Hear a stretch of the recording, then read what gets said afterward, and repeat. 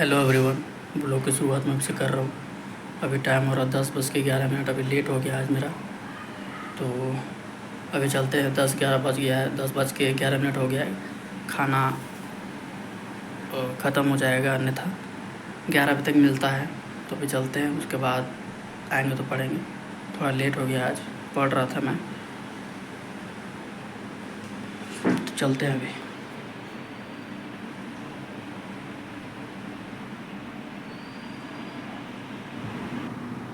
तो अभी मैं आ गया था खाना खाने के लिए। खाने में अभी रोटी खाया क्योंकि लेट हो गया था, उस कारण चावल ख़त्म हो गया था।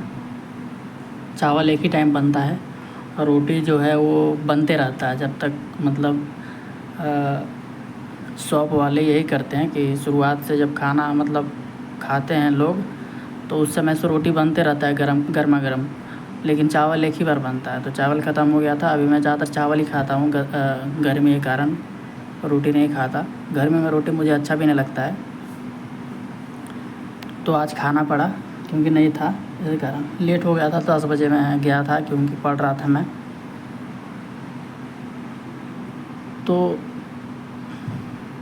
अगर आप मेरे चैनल पर नए हैं तो चैनल को सब्सक्राइब और वीडियो को लाइक ज़रूर करें। डेली बेसिस पे मेरा ब्लॉग आता है सुबह में 8 बजे, तो लाइक और चैनल को सब्सक्राइब ज़रूर करें। और ऑप्शनल आप लोग बताएं कि आपका ऑप्शनल क्या है यूपीएससी में। यूपीएससी का मेंस का एग्ज़ाम होने वाला है अब की बार, अगस्त में होगा, 23 अगस्त शायद।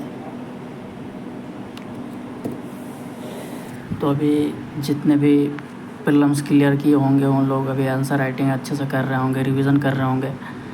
जहाँ तक मेंस पे फोकस होगा, क्योंकि मेंस शुरू होने वाला है। सबसे पहला पेपर ऐसे होता है, फिर जीएस पेपर होता है।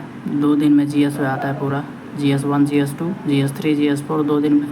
2 दिन में चारों जीएस हो जाता है। और फिर क्वालिफाइंग पेपर होता है, जैसे कि इंग्लिश और हिंदी।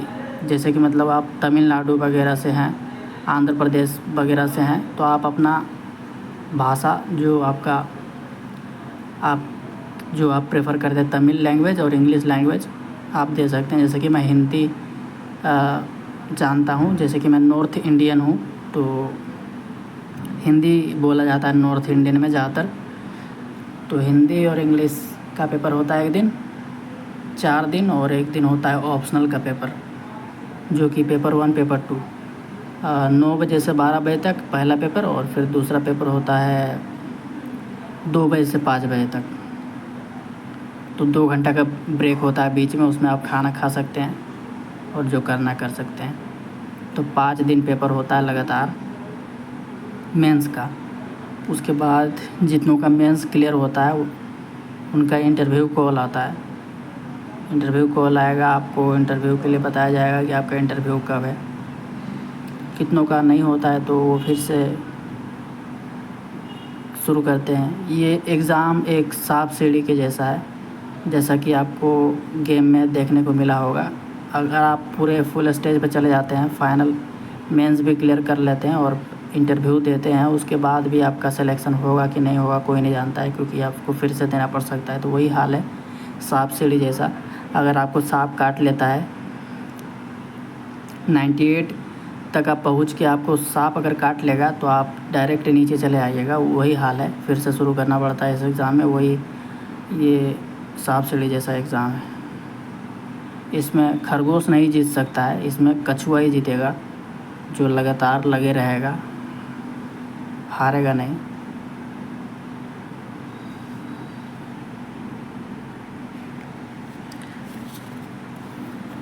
अभी मैं ज़्यादातर एथिक्स पढ़ रहा हूँ। एथिक्स मेरा अभी 1-2 दिन और चलेगा। एथिक्स पढ़ रहा हूँ, न्यूज़पेपर का एनालिसिस करता हूँ। और अभी जो भी मेंस दे रहे होंगे, मेंस 365 आ गया है जून 2025 से अप्रैल 2026 तक का। और फिर मई, जून, जुलाई, ये 3 महीना का आएगा अगस्त में। तो आप मेंस से पहले उसको पढ़ लीजिएगा 3 महीने का। तो इस तरह से आपका हो सकता है। मेंस 365 आ गया है, आप लोग ले लें जो भी दे रहे हैं। अन्यथा जो न्यूज़पेपर पढ़ते हैं वो नोट्स बनाए होंगे तो उनको लेने की कोई ज़रूरत नहीं है। जो न्यूज़पेपर सिर्फ पढ़ते हैं, नोट्स नहीं बनाते हैं, उनको मेंस 365 लेना चाहिए, इम्पोर्टेंट है। उससे आप फैक्ट्स वगैरह आपको विज़न एस निकालता है, बहुत ही अच्छा मैगज़ीन होता है। PT 365 भी बहुत अच्छा होता है प्रीलिम्स के लिए, मेंस 365 भी अच्छा होता है। आपका पूरा करंट कवर हो जाएगा। एग्जाम्पल्स वगैरह भी होते हैं जो कि आंसर्स में आप यूज कर सकते हैं, जो कि आपके आंसर्स को बेटर बनाएगा।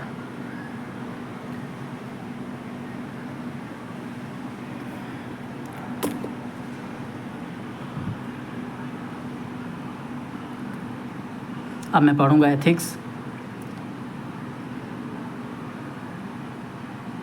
एथिक्स में अभी मेरा चल रहा है मोरल थिंकर्स एंड फिलोसफर्स, ये चैप्टर।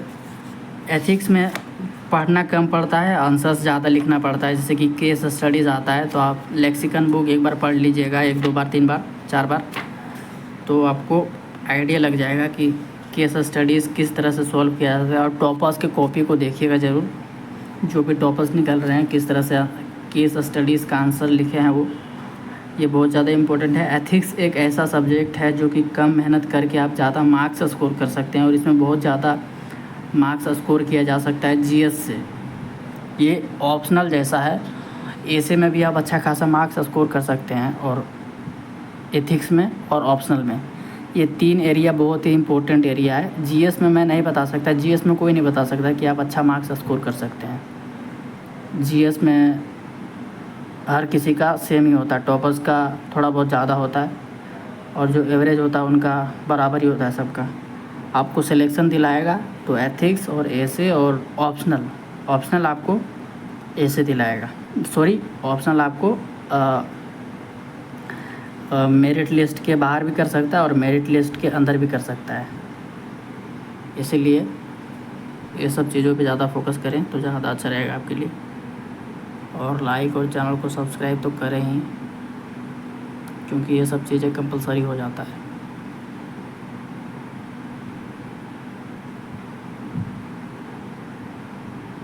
मेरे पास भगवत गीता भी है, लेकिन अभी मैं पढ़ नहीं रहा हूँ, पढ़ूँगा इस महीने के जब सावन शुरू होगा तब मैं पढ़ूँगा, क्योंकि सावन का महीना अच्छा होता है।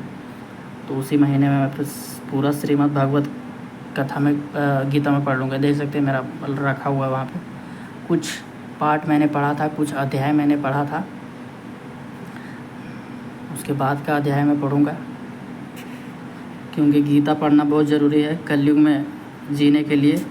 क्योंकि कलयुग जो है उस स्वार्थ से भरा युग है, ये बहुत ही स्वार्थी लोग कलयुग में रह रहे हैं। ये सतयुग, त्रेता युग, द्वापर युग से बहुत ही बेकार युग है, क्योंकि कलयुग में सब पैसा का मोह है, मोह माया है।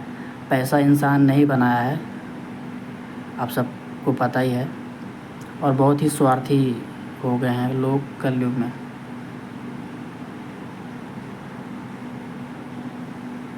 तो आपको गीता पढ़ना चाहिए, आपको भी पढ़ना चाहिए, सबको पढ़ना चाहिए ज़िंदगी जीने के लिए।